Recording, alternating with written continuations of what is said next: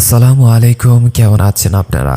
আশা করি আপনারা সকলে ভালো আছেন, সুস্থ আছেন এবং আপনারা সকলে ভালো ধলে আছেন। বড় মতন আপনাদের সামনে নতুন কিছু ঘটনা নিয়ে হাজির হয়ে গেছি। আশা করি আজকের ঘটনাগুলি আপনাদের ভালো লাগবে। যদি ঘটনাগুলি ভালো লেগে থাকে অবশ্যই আপনাদের বন্ধুদের কাছে শেয়ার করে দেবেন। আর আমরা বেশি কথা বলবো না, চল যাচ্ছি সরাসরি ঘটনায়। আশা করি আপনাদের আজকের ঘটনাগুলি কিছুটা সময় হলো আনন্দ দিবে। আমি যেভাবে লেখা আছে আমি সেভাবে বলার চেষ্টা করছি, আশা করি আপনাদের ভালো লাগবে। আমি তখন এক গ্রামের মাঝ পাহারা ইজারা নেওয়ার একটা বড় পুকুরে পাহারাদার হিসাবে কাজ করতাম। মালিক শহরে থাকতেন, মাঝে মাঝে এসে দেখে যেতেন। রাতের বেলা পাহারা দেওয়ার দায়িত্ব ছিল আমার। পুকুরটা মাঝারি আকারের, পশ্চিম পাশে কয়েকটা পুরনো তাল গাছ, পুকুরের উত্তর দিকে একটা ভেঙে পড়া মাটির ঘর, বহু পুরনো, এখন আর কেউ থাকে না। জায়গাটা নিস্তব্ধ, নিস্তরঙ্গ। দিনের বেলা তো খুব একটা লোক আসে না, তাই রাতে হলে পুরো জায়গাটা যেন আরও নির্জন হয়ে যেত। আমি একটা কুঁড়ে ঘরের মতো একটা টিনের ঘর বানিয়ে নিয়েছিলাম। পরে তাতে একটা কেরোসিনের বাতি জ্বলতো। রাতের বেলা চিপ ফেলে বসে থাকতাম, মানে বসে থাকে আর কি করব, একটা চিপ নিয়ে বসে থাকতাম আর গান শুনতাম। মাঝে মাঝে কই মাছ বা পুঁটি মাছ উঠত। গড়ির কাঁটা তখন দুইটা চুই চুই করছে। তখন একটা জিনিস প্রথমে খেয়াল করলাম, পুকুর পাড়ে তাল গাছের ছায়ার যেন কেউ বসে আছেন। সেই ছায়াটা স্পষ্ট না, কিন্তু আগুনের কাপা আলোর মতন দেখা যাচ্ছিল। কেউ একটা বসে আছে, একটা স্তব্ধভাবে একদিকে তাকিয়ে আছেন। আমি ভাবলাম হয়তো কেউ পাড়ার লোক রাতে করে ফিরেছিল, তাই এখানে দিয়ে আসছিল, হয়তো জিরিয়ে আছেন। ডাকলাম, কে রে? ওই জায়গায় কে? শুনতে পারছেন? ওই জায়গায় কে আছেন? ওই জায়গায় বসে থাকবেন না, জায়গাটা ভালো না। কোনো জবাব নাই। কয়েক মিনিট চুপ করে দেখলাম, তারপর নিজের বুকে সাহস জোরো করে সামনে এগুলাম। কিন্তু গিয়ে দেখি কিছুই নেই। আমি এলোমেলো হয়ে গেলাম, মানে আমি ঘাবড়ে গেলাম। নিজেকে বোঝাতে চেষ্টা করছিলাম হয়তো চোখের ভুল হয়েছে আমার। এমন সময় পিছনে খচখচ শব্দ। আমি ঘুরে তাকাতে যাব, এর আগেই যেন বাতি নিভে গেল। না, বাতাস নাই, বৃষ্টি নাই, কোনো কিছু নাই। তাহলে বাতিটা নিভে গেল কেন? আমি কুঁড়ে ঘরের দিকে দৌড় দিলাম। বাতি জ্বালানোর জন্য ম্যাচ খুঁজছিলাম। আমি কুঁড়ে ঘরে, আমার টিনের ঘরের মধ্যে প্রবেশ করলাম। বাতি জ্বালানোর জন্য চেষ্টা করছিলাম, তখনও জ্বালাতে পারছিলাম না। তখন ঘরের বাইরে কুকুরি জানালা দিয়ে, আমার ঘরের জানালা দিয়ে আমি পরিষ্কার দেখতে পেলাম পুকুরের মাঝে জল থই থই করছে। এমন অবস্থায় একটা নারী দাঁড়িয়ে আছে, তার কাপড় ভেজা, চুল গলা পর্যন্ত ঝুলে আছে। আমি মনে মনে ভাবলাম, না, এটা স্বপ্ন হচ্ছে, হয়তো আমি স্বপ্ন দেখছি। কিন্তু আমি তো জেগে আছি, জেগে এইসব কি দেখছি? এত গভীর একটা পুকুর, এই পুকুরের মধ্যে একটা নারী, কিভাবে? কিন্তু তখন হঠাৎ সে ডুব দিল, আর আমি ছুটে গিয়ে পুকুরে তাকালাম, কিন্তু কোনো ঢেউ নেই, কোনো পরিস্থিতি নেই। আমি বুঝতে পারলাম না যে নারীটি কিভাবে ওই জায়গায় গেল, আবার কেনই বা ডুব দিয়ে কোথায় চলে গেল। পরের দিন সকালে বাজারে গিয়ে যেটা জেনেছিলাম, ওই পুকুরে বছর 10 আগে গৃহবধূ জাপ দিয়েছিল, কারণ নাকি তার শ্বশুর বাড়ি থেকে তাকে সইতে পারছিল না, কারণ তার বাচ্চা হচ্ছিল না। গ্রামে কেউ এই কথা আগে আমায় বলেনি। সেদিনে শুনেছিলাম। তারপর থেকে ওই নারী আমি মাঝে মাঝে দেখি, সবাই দেখে না। কিন্তু আমি যখন মানুষের সাথে এই কথা বলা বলি করি, তখন কেউ এই কথাগুলো বিশ্বাস করে না। তাই আমিও কারোর সাথে এতটা শেয়ার করি না। 2-3 বছর হয়েছে আমি পুকুরের পাহারাদার হিসাবে ছিলাম। তারপর আমি এখান থেকে চলে আসি। এরপর যে আর আমার সাথে আর এরকম ঘটনা ঘটেনি। এই ছিল ঘটনা। আশা করি আপনাদের ঘটনাটা ভালো লেগেছে। যদি ঘটনাটা ভালো লাগে থাকে অবশ্যই আপনাদের বন্ধুদের কাছে শেয়ার করে দেবেন। আমি চলে যাচ্ছি আমাদের আরও একটি ঘটনায়।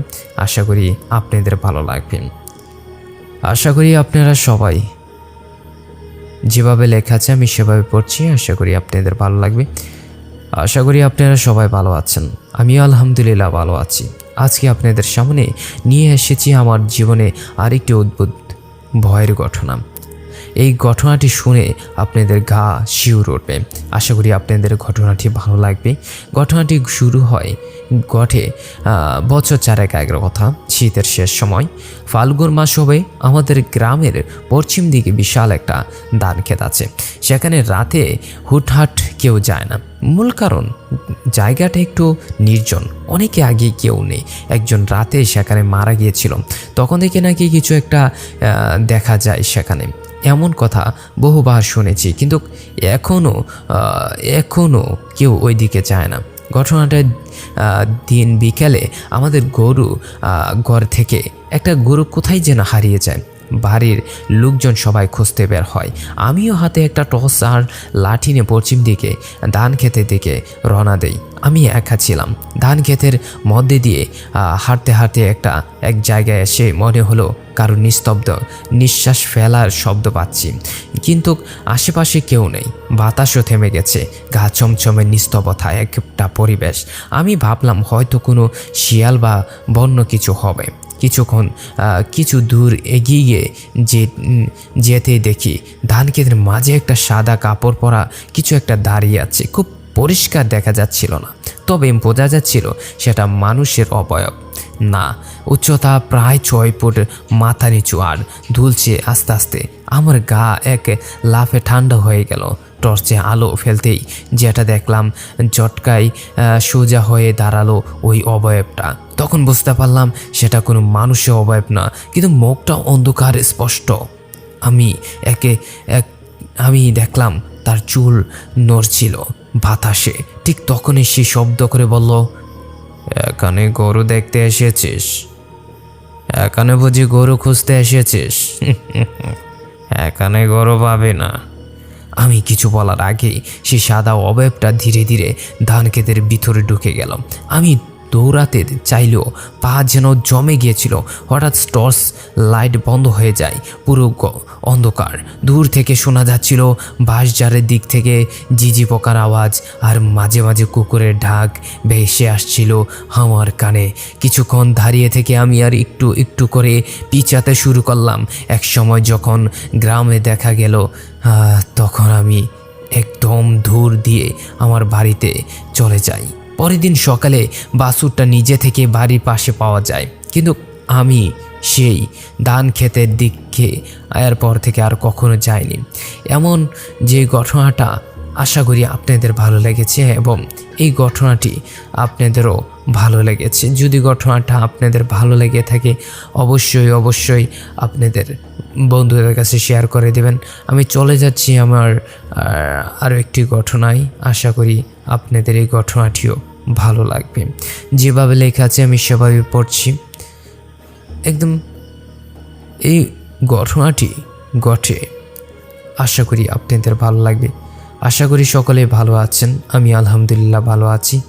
আজ আমি আপনাদের সামনে তুলে ধরছি এমন একটি ভয়ঙ্কর অভিজ্ঞতা যা কোনোদিনও বলতে পারিনি। এটা একেবারে সত্য ঘটনা, আমার নিজের চোখে দেখা। আশা করি আপনাদের ভালো লাগবে। ঘটনাটি শীতকালের। তখন আমাদের গ্রামের পাশ দিয়ে বয়ে যাওয়া একটা পুরনো খাল। আমি প্রায় বড়শি ফেলে মাছ ধরতাম।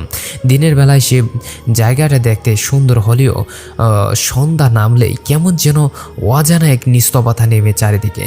সে খালের পশ্চিম পাশে একটা পুরনো দোতলা ঘর ছিল। সেটা বহু বছর ধরে পরিত্যক্ত। লোকজন বলে সেখানে নাকি কিছু একটা আছে। অনেকে বলতো রাতের বেলা ঘরের ভিতরে আগুন জ্বলে। আবার কারুর দাবি কোনো একে ছায়ামূর্তি নাকি ঘোরাফেরা করে সেখানে। এসব কথা আমি বিশ্বাস করতাম না, কিন্তু সেদিন যা ঘটেছিল তাতে বিশ্বাস না করে উপায় ছিল না।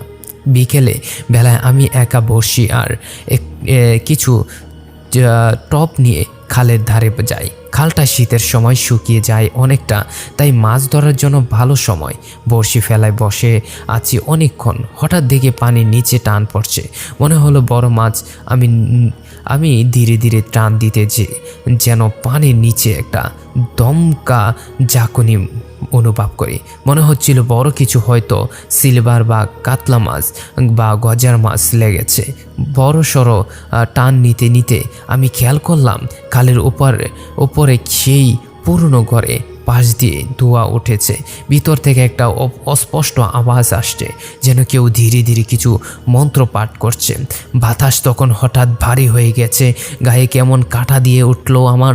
আমি মাছের দিকে থেকে চোখ ফেরাতে পারছিলাম না, কারণ বড়শির টান বাড়ছে। ঠিক সেই মুহূর্তে হাতের টান হালকা হয়ে গেল। আমি বুঝতে পারলাম বড়শি হয়তো ছিঁড়ে গেছে, কিন্তু মাছ নেই। যখনই তুললাম তখন শুধু একটা পুরনো লাল কাপড়ের মতো কিছু একটা বড় শীতে আটকে ছিল, মানে বড়শিতে আটকে ছিল। আমি অবাক হয়ে সেটাকে পানি থেকে টেনে তুলি। তখনই দেখি কাপড়টা আস্তে আস্তে গলে যাচ্ছে আমার হাতের মধ্যে। আর তখনই চারিদিকে কেমন যেন নিস্তব্ধতা হয়ে গেল। ঝিঝি পোকার আওয়াজও থেমে গেল, এমনকি বাতাস পর্যন্ত থেমে গেল। গায়ের হিম হয়ে আসছিল। সেই সময় বুঝে গেলাম এটা কোনো সাধারণ জিনিস না, এটা আমি বড়শিতে ধরেছি। সেটা আসলে একটা কালো জাদুর হয়তো কোনো কিছু হতে পারে। এরপরে থেকে আমি চলে যাই। এরপরে আমি আর এখানে কখনো বড়শি পাইনি। এই ছিল ঘটনা। আশা করি আপনাদের ভালো লেগেছে। যদি ঘটনাটি ভালো লাগে অবশ্যই আপনাদের বন্ধুদের কাছে শেয়ার করে দেবেন। তো আমি সরাসরি চলে যাচ্ছি আরও একটি ঘটনায়। আশা করি আপনাদের এই ঘটনাটিও ভালো লাগবে। যদি ঘটনাটি ভালো লাগে থাকে অবশ্যই আপনাদের বন্ধুদের কাছে শেয়ার করে দিতে বলবেন না। তো চলে যাচ্ছি ঘটনায়। যেভাবে লেখা আছে আমি সবাই পড়ছি। আশা করি ভালোই আছেন, আমিও আলহামদুলিল্লাহ ভালো আছি। আজকে আবারও আপনাদের সামনে হাজির হয়েছি আমার জীবনে ঘটে যাওয়া এক ভয়ঙ্কর অভিজ্ঞতা আপনাদের সাথে শেয়ার করতে। আশা করি এই বাস্তব অভিজ্ঞতাটি আপনাদের ভালো লাগবে। তো চলুন সরাসরি ঘটনায় চলে যাই। ঘটনা আজ থেকে প্রায় 7 বছর আগের। গ্রামের একদম শেষ প্রান্তে ছিল একটা পুরনো পরিত্যক্ত বাঁশঝাড়, যার পাশে এককালে একটা কুয়া ছিল। কুয়াতে নাকি এক সময় কেউ পড়ে গিয়েছিল। তারপর থেকে জায়গাটায় মানুষের যাওয়া বন্ধ হয়ে যায়। তবু আমরা কিশোর বয়সে অনেক সময় সেখানে গেছি বাঁশ কাটতে আর আম কুড়াতে, কিন্তু সেই কুয়ার ধারে কাছেও আমরা যাই না। ঘটনাটার দিন আমি আমার খালাতো ভাই জাহিদ মিলে সন্ধ্যার দিকে গেলাম সেখানে।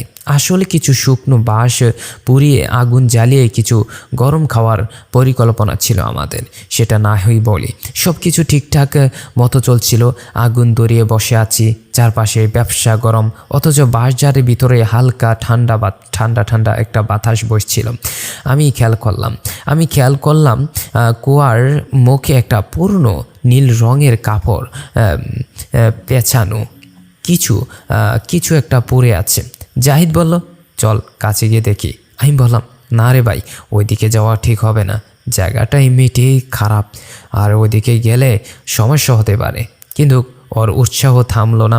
ও মানে দেখবেই এটা কি। আমরা কাছাকাছি যেতেই হঠাৎ একটা গন্ধ পেলাম, এক ধরনের পচা তীব্র পটকা গন্ধ, যেন পচে যাওয়া কোনো প্রাণীর গন্ধ। ঠিক তখনই কুয়ার ভিতর থেকে একটা আওয়াজ এলো, চিরো চিরো, এরকম একটা সাউন্ড, মানে নখ দিয়ে আঁচড় জিলে যেরকম একটা সাউন্ড হবে সেরকম একটা সাউন্ড, যেন কেউ লম্বা নখ দিয়ে কুয়ার দেওয়াল আঁচড় দিচ্ছে। আমরা দুজন একে অপরের দিকে তাকিয়ে গেলাম, ভয়ে ধীরে ধীরে জমে উঠলাম। জাহিদ টর্চ জ্বালিয়ে কুয়ার ভিতরে ফেলে টিপ মারল। এক ঝলকে যা দেখলাম সেটা আমাদের দুজনের হৃৎপিণ্ড একেবারে থেমে গিয়েছিল। কুয়ার ভিতরে এক মুখ, এক জোড় লাল চোখ আর বেজা লাল চোখ দুটো আমাদের দিকে তাকিয়েছিল। আমরা হুঁশ ফিরে দেখি দৌড়ে পালিয়ে গেলাম, একবারও পিছনে তাকাইনি। পরের দিন জাহিদের জ্বর উঠে যায়। সেই 3 দিন ধরে জ্বরে বকছিলাম। এই কুয়ায় কেউ আর সে এমনভাবে যায় না। তারপর আমার বন্ধুর জ্বর ভালো হয়, তারপর আমার সাথে বলে সে যতদিনে জ্বরে ভুগেছে ততদিনেই কারো কালো একটা অবয়বকে তিনি দেখতে পেয়েছেন। এই ছিল ঘটনা। আশা করি আপনাদের ভালো লেগেছে। যদি ঘটনাটা ভালো লাগে থাকে অবশ্যই আপনাদের বন্ধুদের কাছে শেয়ার করে দিবেন। আমরা চলে যাচ্ছি আরও একটি ঘটনা। তো যেভাবে লেখা আছে আমি সেভাবে পড়ছি। প্রিয় বন্ধুরা, আশা করি সবাই ভালো আছেন। আজ যে ঘটনাটি শেয়ার করব তা কখনো আমার পরিবারের এখনও